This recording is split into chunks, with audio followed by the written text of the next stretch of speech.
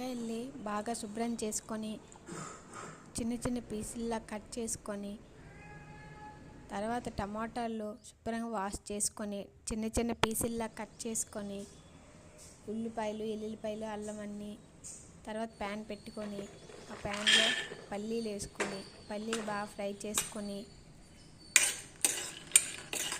తర్వాత జీలకర్ర ధనియాలు వేసుకొని బాగా ఫ్రై చేసుకోవాలి.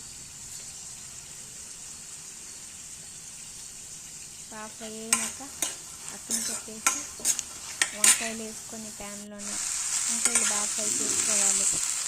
వంకాయలు బాగా ఫ్రై చేసినాక ఉల్లిపాయలు మిరపకాయలు అల్లం ఫ్రై చేసుకోవాలి. తర్వాత అలాగే ఉల్లిపాయలు వేసుకొని అన్నిటిని బాగా ఫ్రై చేసుకోవాలి. బాగా ఫ్రై అయిపోయినాక టమాటాలు తీసుకొని టమాటాలు వేసుకోవాలి. కొద్ది చింతపండు వేసుకోవాలి. టమాటాలు బాగా ఫ్రై అయిపోయినాక